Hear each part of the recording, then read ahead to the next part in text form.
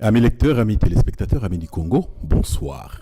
Dans le cadre de notre émission Le Conte à rebours, nous recevons aujourd'hui une personnalité qui n'habite pas la Belgique, qui vient du Congo et qui est venue pour des raisons vraiment personnelles et en principe on n'aurait même pas dû l'interviewer, mais compte tenu de son envergure et de ce qu'il a déjà fait dans le processus démocratique du Congo, nous avons osé lui demander de venir à notre émission et il a accepté et il s'appelle Professeur Witt Moulongo. Professeur Witt Moulongo, bonjour. Bonjour cher ami. Vous êtes à Bruxelles et c'est parce que vous avez perdu un être cher. Nous compatissons à votre souffrance, mais nous demandons encore votre indulgence. Le fait que vous êtes quand même une personnalité assez visible dans la vie politique congolaise, on ne pouvait pas manquer à ce devoir d'information.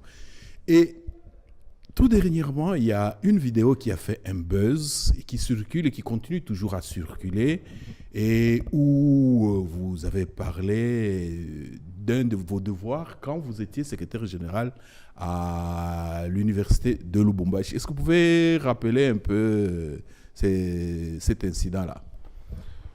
Merci d'abord de me recevoir à votre émission. En 2 mots comme en 1000, c'est une étape que je ne peux pas oublier parce que je fus sanctionné pour ça. En fait, c'était la période préélectorale, donc on préparait les élections présidentielles et il y avait comment je peux dire, une clause que la CI avait édictée qui consistait à dire, étant donné, vous le savez très bien, que ça fait depuis des décennies, nous n'avions plus de cartes d'identité au Congo. Et malgré tout, il fallait bien qu'il y ait des électeurs. Et la CNI dira, en cas de doute sur l'appartenance d'un candidat dans une contrée donnée, il était exigé que le concerné présentât 4 témoins. Et à ce moment-là, nous venions de la guerre, comme vous le savez. Mouzé y avait laissé la peau. On sortait de 1+4. Et il y avait des débats sur la nationalité des gens. Tel est-il congolais, tel ne l'était pas. Et moi, j'étais secrétaire général académique. Comme je savais que mon épouse avait été, enfin, ma première épouse, que Dieu ait son âme, avait été de la génération de Azarias Rouberois, et que tout le monde disait qu'il avait été président de la, comment dire, de la jeunesse, disons, des enfants réfugiés rwandais, mais que tout d'un coup, tout le monde était devenu congolais. Voilà que nous nous retrouvons dans une grande émission d'un grand journaliste que vous connaissez fort bien, qui s'appelle Kashinda Tchongo. Et l'émission, c'était Impact. C'était une émission à grand impact. Et j'avais bien fouiné au secrétariat général académique, puisqu'il y avait débat autour de ce personnage. Et je suis allé voir le service d'inscription autour du personnage, et je vais découvrir des choses quand même absolument mémorables. C'est comme ça que je vais, en pleine émission, donner des documents à M. Kisimba, qui fut responsable ou coordonnateur, je crois qu'on appelait comme ça, de la CI Katanga.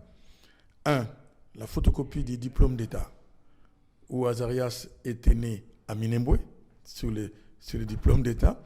Mais 2 semaines après, il est venu s'inscrire à l'université de Lubumbashi, et donc l'ancien commissaire de zone, je crois on disait comme ça, Kapeta Kazadi, il vous en souvient sûrement parce que nous avons été ensemble à la CNS, et il il lui délivrait en tant qu'autorité de la ville l'attestation de naissance, en fait tout le travail que vous connaissez, qui était indispensable pour s'inscrire à l'université.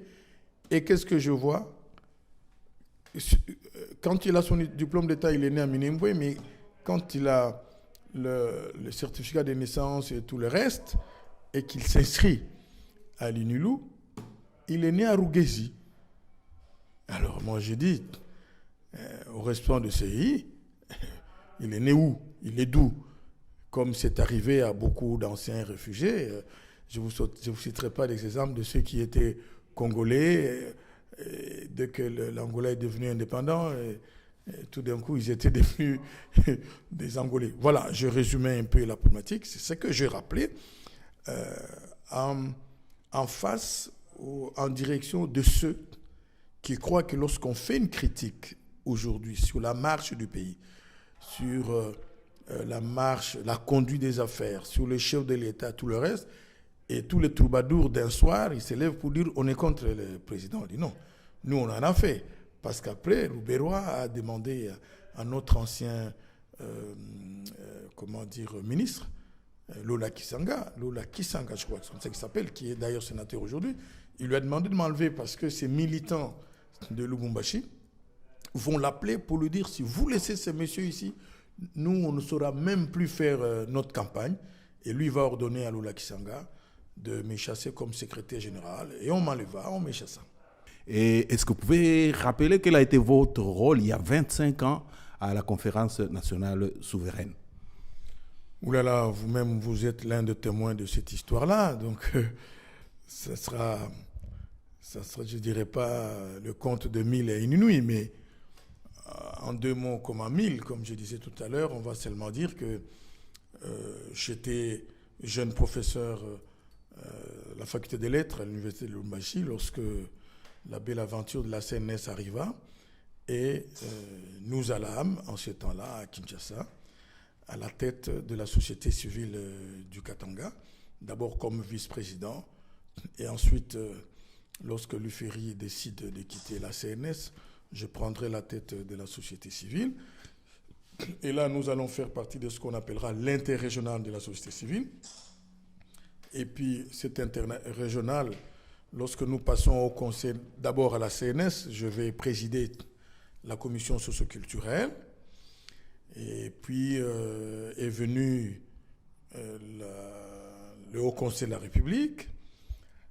Je suis passé encore, je fus élu encore président de la même commission socioculturelle du Haut Conseil de la République. Et lorsque la crise s'installe entre la mouvance présidentielle et l'Union sacrée, il y aura suspension et une série de négociations conduites sous l'égide de Monseigneur Mosengo. Et à ce moment-là, la société civile qui avait senti le besoin de s'associer aux forces politiques du changement fera partie de ce qu'on appellera l'USORAL, donc l'Union sacrée de l'opposition radicale, et ses alliés. Le pôle allié était constitué de la société civile et de ce qu'on appelait des centristes. Et là, je serai le rapporteur adjoint aux négociations, ce qu'on appellera les négociations du Palais du Peuple. Donc je serai le rapporteur adjoint, et l'adjoint de qui? L'adjoint du très célèbre, vous le connaissez, Gérard Kamanda. Donc je participerai en tant que rapporteur adjoint de l'ISORAL aux concertations du Palais du Peuple. Nous irons à Yonda sous la conduite de Monseigneur Mosengo. Et puis voilà, c'est très long. Et puis on va décider, lorsque les choses vont se corser, on va se dire on ne peut plus jouer à la société civile, un pied dedans, un pied dehors. Et nous allons traverser le Rubicon pour entrer à l'UDPS. Cette UDPS que vous aviez connue avec tous ces géants, donc feu Marcel Yaou, Étienne Tshisekedi, Faustin Birundoa, Frédéric Kibasa Maliba, feu, pas feu Mwakem, mais feu Gisanga Roger, et puis le vieux Mouyanzi, comme on disait, Mwakem. Vous voyez, c'est une grande école, donc j'entrerai dans cette école-là pendant pas moins de 3, 4, 5 ans, jusqu'à ce que Mouzé va arriver. Alors, ça sera le repli à Lubumbashi. Bien, merci professeur Mlongo de ce rappel historique parce que effectivement on dit pour faire son avenir, il faut aussi savoir d'où l'on vient. Et vous avez une autre casquette. Enfin, vous êtes actuellement directeur de cabinet du gouvernorat de la province du Katanga. Est-ce que vous pouvez nous faire un peu le bilan de ce que vous avez pu réaliser avec les moyens dont vous disposiez à la tête du Katanga? Et avec qui? Avec Moïse Katumbi, qui avait pensé que je pouvais le rejoindre dans sa belle aventure. Il avait voulu, comme il le disait lui-même, il avait voulu se battre pour que Lubumbashi devienne, même en miniature, l'Afrique du Sud. Et donc, je l'avais accompagné. Et sur pas moins de 8 ans, disons en moins de 8 ans, la ville que les scientifiques, l'homme de culture, Cheikh Fita, a laissé, on ne peut plus la reconnaître. Avant, on cherchait une route pour vous permettre d'aller au stade de la Kenya, devenu stade Kibasa aujourd'hui. On cherchait l'avenue qui est asphaltée pour vous permettre d'aller, mais aujourd'hui, on cherche quelle est l'avenue qui n'est plus encore asphaltée. Ce qui était de village à votre époque, ce sont des banlieues de la ville de Lubumbashi, reliées au centre par des avenues asphaltées avec un niveau, courant. Ce n'est pas encore la grande stabilité, mais au moins déjà, ils n'en avaient pas, ils en ont maintenant. L'économie stable à Lubumbashi, stable, et le Katanga qui avait chuté, je crois qu'il vous en souvient. À un moment donné, c'était plutôt l'Amiba qui avait pris les relais parce que le Katanga, dans l'apport au niveau gouvernemental, avait chuté. Et bien, le Katanga, grâce à cette gouvernance de Moïse Katumbi et toute son équipe, tout son gouvernement, le Katanga est revenu. Le Katanga est revenu encore le premier pourvoyeur du Congo. Non, on a fait de merveilles. Pas nécessairement tout ce qu'on pouvait faire parce que je veux qu'ils vous souviennent également que Moïse a mené une bataille à côté de l'Assemblée provinciale pour réclamer une chose simple qui est couchée dans la Constitution, c'est la récupération à la source de 40% de ce qui nous reviennent. Rien de tel ne fut réalisé, mais par contre, on faisait de petites rétrocessions qui ne dépassaient pas 2-3%. Mais malgré ça, Lubumbashi est redevenu une ville digne comment on appelle ça encore, de l'Afrique australe. Voilà un peu ce que je peux dire, mais sinon, on passerait beaucoup de temps là-dessus. Votre parti, le CRDD, Conscience républicaine pour la démocratie et le développement, fait partie de la majorité présidentielle. Monsieur Moïse Katumbi, le gouverneur qui a été votre boss, faisait partie de la majorité présidentielle. Quelle est votre lecture par rapport à la fin, donc par rapport au processus démocratique électoral actuel qui mènera vers un changement, donc vers la fin du deuxième et dernier mandat du président Kabila? Le constat est amer. Nous avons quand même bien cheminé, clopin, bien sûr.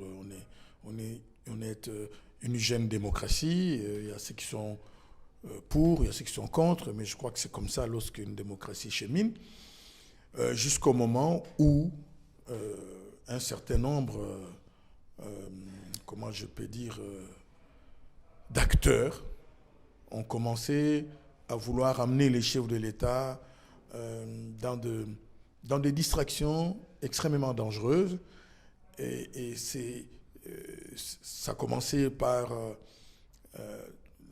la tentative de faire passer au chef de l'État l'idée qu'on avait tellement encore besoin de lui qu'il fallait qu'il revienne pour la 3e fois. Mais comme la Constitution ne l'autorise pas, ils ont tenté de déverrouiller la Constitution. Vous savez, vous êtes au parfum de l'actualité internationale et donc l'actualité de chez vous. Ça s'est constipé, ça n'a pas marché. Et puis ils ont ouvert d'autres ruses qui ont fait que beaucoup de ceux qui pensaient que le chef de l'État devait être préservé de tous ces, pour utiliser les termes d'aujourd'hui, de tous ces glissements qui amoindriraient, pour ne pas dire qui annihileraient ce qu'il a fait, qui mérite d'être notable. On peut ou ne pas l'accepter, mais il y a des choses merveilleuses qui ont été accomplies. Mais voilà qu'on le pousse dans un chemin, on veut l'affaiblir. Un débat interne s'est développé pour faire comprendre d'abord à la majorité, à ceux-là surtout, qu'il ne fallait pas amener les chefs de l'État dans ce chemin-là. Évidemment, eux, ils ont le moyen de tirer plus fort sur leur corde vocale. Ils ont tenté de faire croire au chef de l'État que ceux qui étaient pour que le chef de l'État respecte les mandats parce qu'il en allait de sa propre image, de sa propre histoire. Non, ils ont créé un climat malsain qui faisait passer les autres pour des anti-Joseph. Oui, des traîtres. Pour des traîtres, je crois que c'est le mot, pour des traîtres. Et alors ce qui est marrant, c'est que parmi ceux qui jouent au Kabylis aujourd'hui, beaucoup ont été produits par Kagame.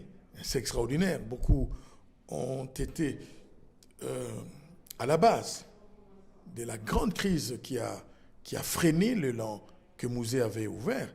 Et ce sont ceux-là qui jouent au plus propre, un peu comme disait Coluche, faisant la pub d'une marque que je ne citerai pas ici.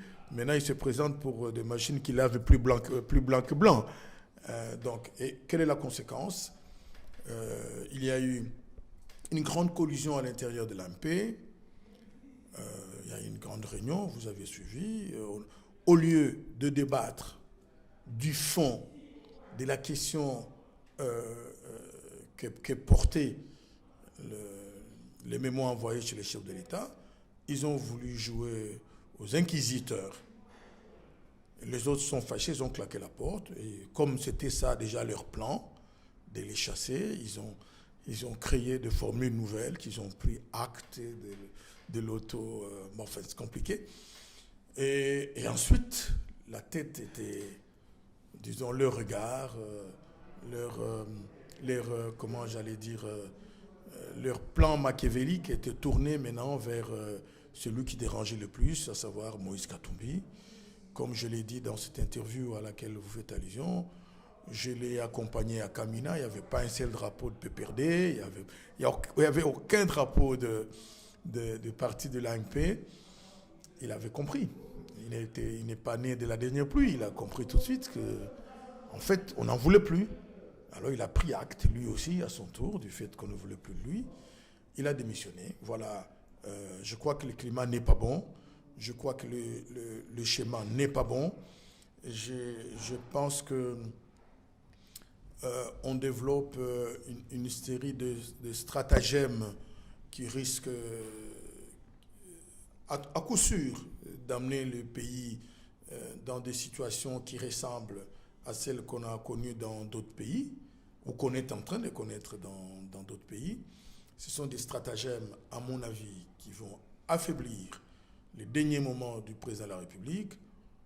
Et nous avons voulu dénoncer tout ça dans notre conseil politique qui avait abouti sur le point de presse auquel vous faites allusion.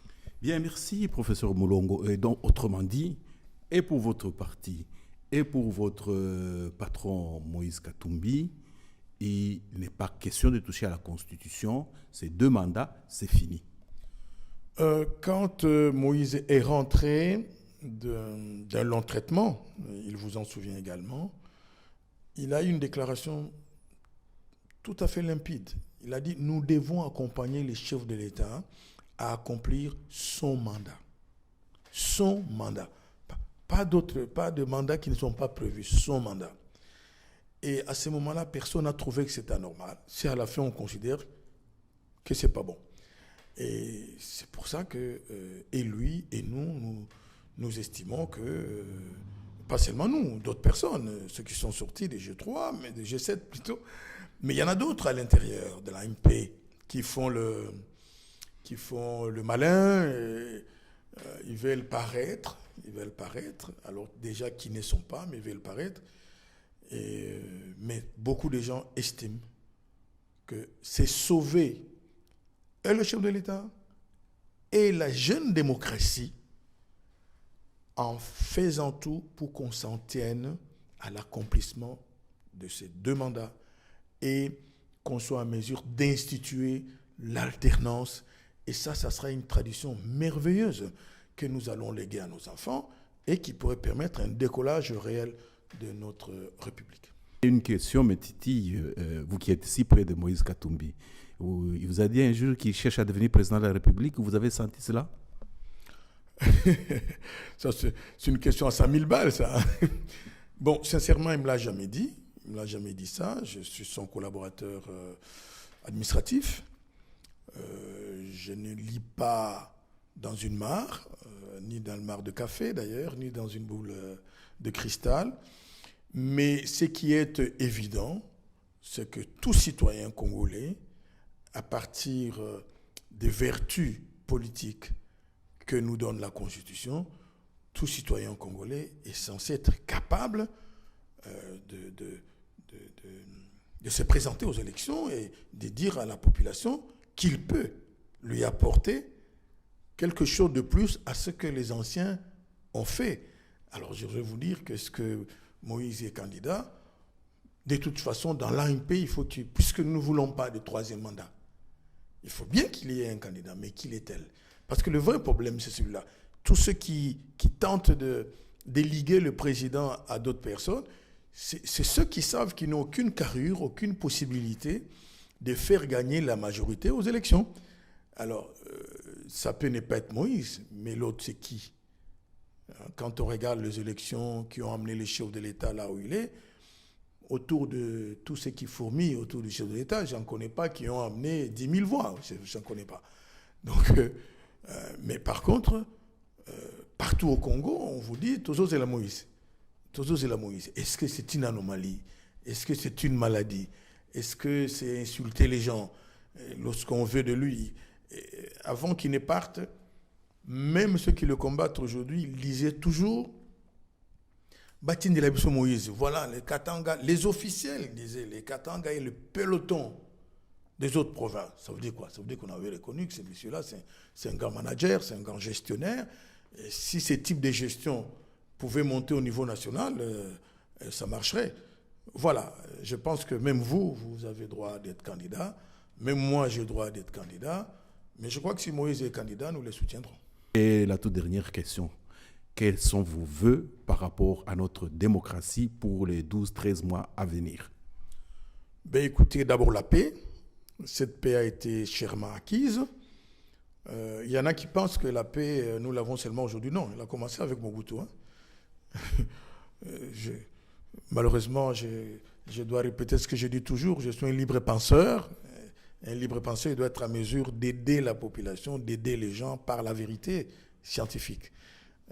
Mobutu a trouvé des provincettes, ce qu'on appelle des provincettes. C'est lui qui a ramené ça à 11 provinces. Vous voyez, on ramène les 11 provinces à des provincettes. Alors que Mobutu avait trouvé des provincettes, il avait trouvé déjà des faiblesses des provincettes. Et puis, il y avait des guerres partout à l'Est. C'est lui le premier à avoir mis fin à ça. Et Mouzé est arrivé.